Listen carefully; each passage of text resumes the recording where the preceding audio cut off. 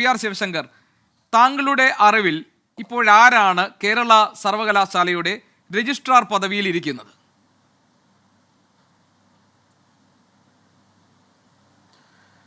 ഞാനതിന് ഉത്തരം പറയുന്നതിന് മുൻപ് ഇത് BRM പറഞ്ഞ കാര്യങ്ങളോടും അതുപോലെ തന്നെ യഥാർത്ഥത്തിൽ അവിടെ നടന്ന കാര്യങ്ങളും കൂടി എക്സ്പ്ലെയിൻ ചെയ്താലേ ഒരുപക്ഷെ ഗോപികൃഷ്ണനും ഒരുവിധം കാര്യങ്ങളൊക്കെ പറഞ്ഞിട്ടുണ്ട്. അതിൻ്റെ നിയമപരമായ കുറച്ച് കാര്യങ്ങളോട് ജനങ്ങൾക്ക് മനസ്സിലാവുള്ളൂ. ഒന്ന്, ഈ 6-ാം തീയതിയിലത്തെ അജണ്ട, ഈ സെനറ്റിൻ്റെ agenda, finalize the statement of fact to be filed before the Honorable High Court of Kerala, WPC 24724 of 25 എന്നുള്ള ഒരു കേസിൻ്റെ ഡീറ്റെയിൽ ആയിരുന്നു. എന്തുകൊണ്ടാണ് നേരത്തെ പറഞ്ഞതുപോലെ രജിസ്ട്രാർ ഹൈക്കോടതിയിൽ ഒരു കേസ് കൊടുത്തിരുന്നു. ആ കേസ് കൊണ്ടിന് 5 റെസ്പോണ്ടൻ്റാണ് ഉണ്ടായിരുന്നത്.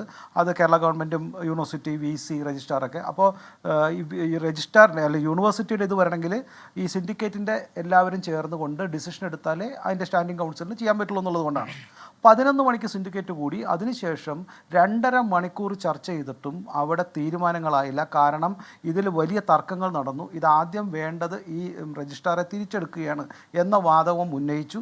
അജണ്ട അതല്ല, ഇതിന് സ്റ്റേറ്റ്മെൻറ്റ് കൊടുക്കേണ്ടതാണ്. കാരണം നേരത്തെ ഹൈക്കോടതിയിലിരിക്കുന്ന കേസാണ്. അതിന് സംസ്ഥാനത്തെ ഒരു VCക്കോ അല്ലെങ്കിൽ അതേപോലെ തന്നെ സെനറ്റിനോ ഡിസിഷൻ എടുക്കാൻ പറ്റില്ല എന്ന വാദമുഖമായിരുന്നു. 2.5 മണിക്കൂറിന് ശേഷം ഈ കമ്മിറ്റി ഇനി തീരുമാനം എടുക്കാൻ പറ്റാമെന്ന് പറഞ്ഞ് VC ആ യോഗം പിരിച്ചുവിട്ടാണ് പുറത്തേക്ക് പോകുന്നത്. അതിൻ്റെ കൂടെയാണ് ഈ പറയുന്ന UDFൻ്റെയും BJPയുടെയും പ്രതിനിധികൾ ഇറങ്ങിപ്പോകുന്നതും മറ്റുള്ളവരവിടെ കൂടുന്നതും.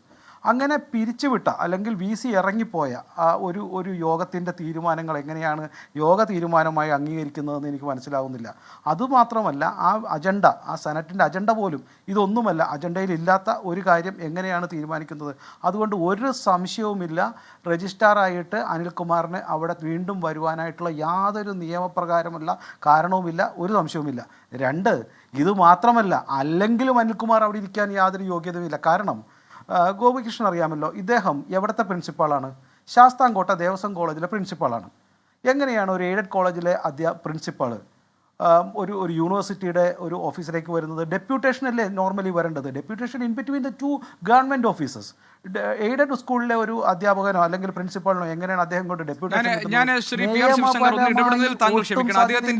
അദ്ദേഹത്തിന്റെ യോഗ്യത പരിശോധിക്കുന്നതിന് തൊട്ട് മുൻപ് ഇപ്പോൾ താങ്കൾ പറഞ്ഞ ഇതിലെ നിയമപരവും സാങ്കേതികവുമായ കാര്യങ്ങളിൽ ചില സംശയങ്ങളുള്ളതുകൊണ്ട് ഞാൻ ചോദിക്കുകയാണ്. ആരാണ് ശ്രീ പി.ആർ. ശിവശങ്കർ ഈ രജിസ്ട്രാറുടെ നിയമനാധികാരി?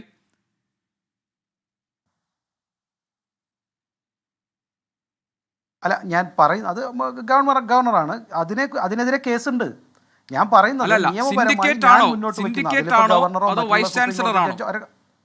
ഇപ്പൊ താങ്കൾ പറഞ്ഞത് അദ്ദേഹത്തിനെതിരെ ഈ യോഗം പിരിച്ചുവിട്ട നിയമപരമായി നിയമനാധികാരി, അതിലാണ് അതിലെ തർക്കം.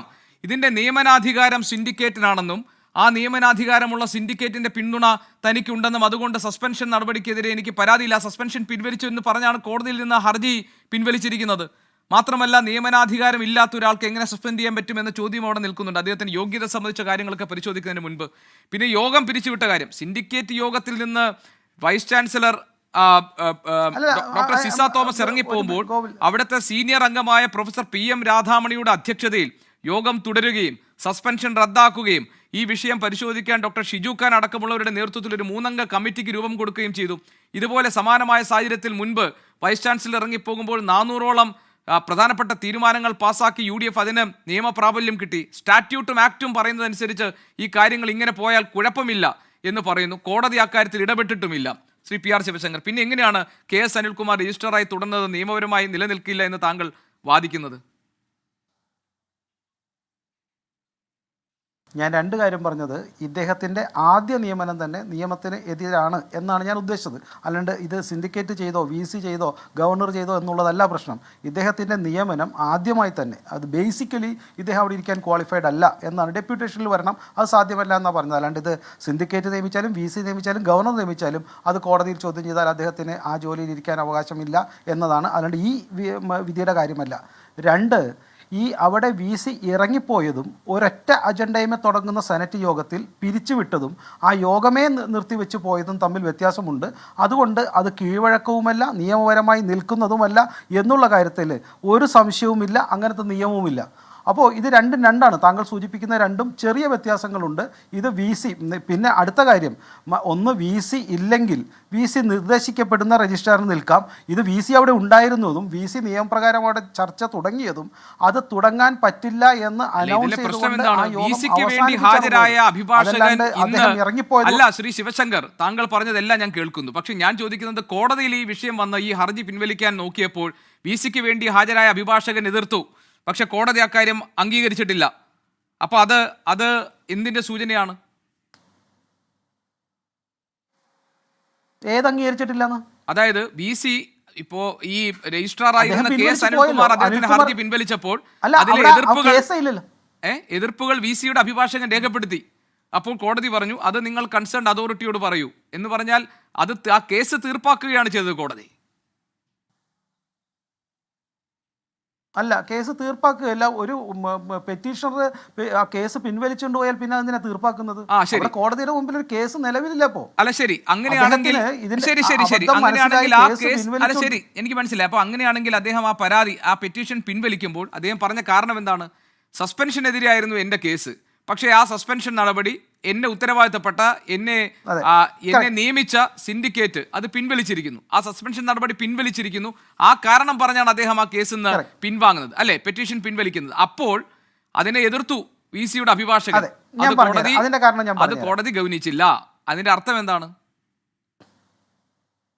അതെ, അതിന്റെ അർത്ഥം എന്താന്ന് വെച്ച് കഴിഞ്ഞാൽ, ഇദ്ദേഹത്തിൻ്റെ പെറ്റീഷൻ ഹൈക്കോടതിയിൽ നിലനിൽക്കുമ്പോൾ സെനറ്റിന് അവിടെ അദ്ദേഹത്തെ തിരിച്ചെടുക്കാൻ പറ്റില്ല നിയമപരമായി. കാരണം ഹൈക്കോടതിയിൽ നിലവിലുള്ള കേസാണ്. ഇത് പിൻവലിച്ചാൽ മാത്രമേ പറ്റുള്ളൂ. പിൻവലിച്ചപ്പോഴത്തേക്കും ആണ് ഇവിടെ ചെയ്യുന്നത് പറഞ്ഞാൽ ടെക്നിക്കലി ശരിയല്ല. കാരണം അദ്ദേഹം പിൻവലിച്ചതാണ് പറയാൻ പറ്റുള്ളൂ. അവിടെ കേസ് സെനറ്റിന് അപ്പോൾ ഡിസിഷൻ എടുത്തു കഴിഞ്ഞാൽ അത് നിയമപരമായി നിലനിൽക്കില്ല. അല്ല, സിൻഡിക്കേറ്റ് കേസ് അവിടെ നിലനിൽക്കുമ്പോൾ സെനറ്റിന് അദ്ദേഹത്തെ സിൻഡിക്കേറ്റിനെ എടുക്കാൻ പറ്റില്ല. സിൻഡിക്കേറ്റിനെ എടുക്കാൻ പറ്റില്ല. അപ്പോൾ അതുകൊണ്ടാണ് ഈ കേസ് പിൻവലിച്ചുകൊണ്ട് അദ്ദേഹത്തെ മുൻകാല പരമത്തെ എടുക്കാൻ പറ്റുന്നത്. ശരിക്കും അവിടെ ഹൈക്കോടതിയിൽ കേസുള്ളപ്പോൾ ഇദ്ദേഹത്തിനെ അവിടെ തിരിച്ചെടുക്കാനുള്ള അതിന് അധികാരമില്ല, അല്ലെങ്കിൽ തന്നെ അധികാരമില്ല. കാരണം ഞാൻ നേരത്തെ സൂചിപ്പിച്ചതുപോലെ വി സി ഇറങ്ങിപ്പോവുകയും വി സിയുടെ അനുവാദമില്ലാതെയാണ് ആ സെനറ്റ് അവിടെ സിൻഡിക്കേറ്റ് അവിടെ കൂടുന്നത്. അപ്പോൾ അതിനും പറ്റില്ല.